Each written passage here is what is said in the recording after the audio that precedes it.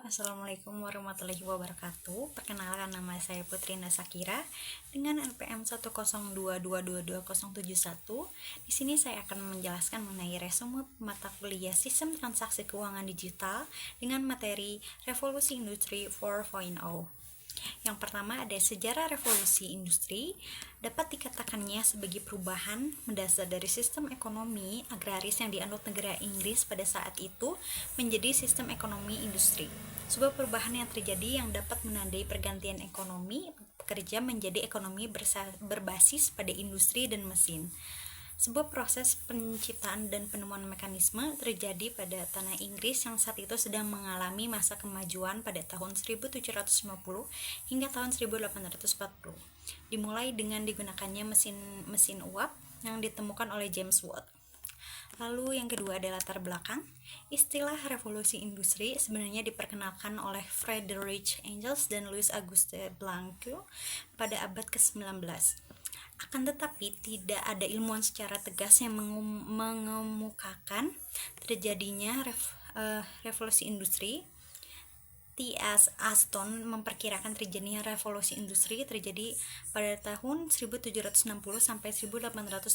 Menurutnya tidak ada titik pemisah dengan terjadinya revolusi industri kedua tahun 1850 ketika kemajuan teknologi dan ekonomi mendapatkan momentum dengan perkembangan kapal tenaga uap, rel, kemudian akhir abad tersebut perkembangan mesin bahan bakar dan perkembangan pembangkit tenaga listrik.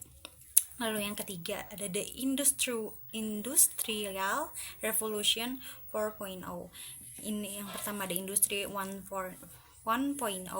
ketika tenaga manusia dan hewan digantikan oleh kemunculan mesin.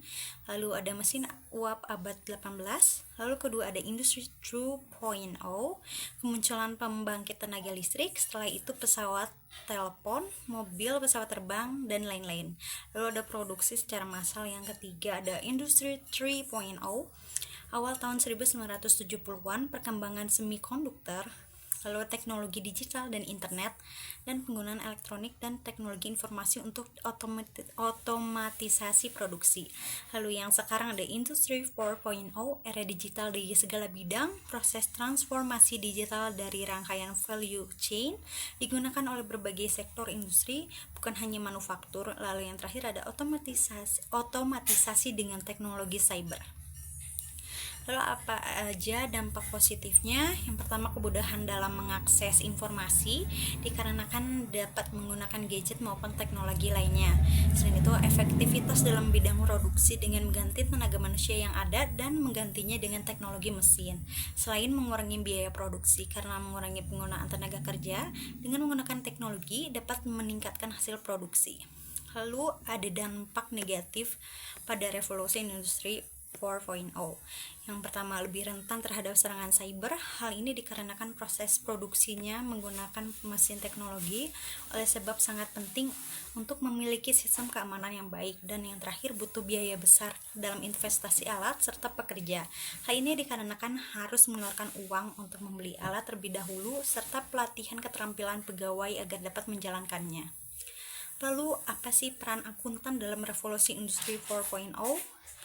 Profesi akuntan pekerjaannya bersifat umum, mudah dipelajari oleh berbagai pihak. Hasil pekerjaannya yaitu laporan keuangan yang dibutuhkan banyak pihak, sehingga semua orang ingin mempelajarinya. Seperti International Financial Reporting Standard, ada standar kurikulum internasional dalam International Education Standard, lalu auditor International Auditor Standard. Sekian yang bisa saya jelaskan, semoga bermanfaat. Wassalamualaikum warahmatullahi wabarakatuh.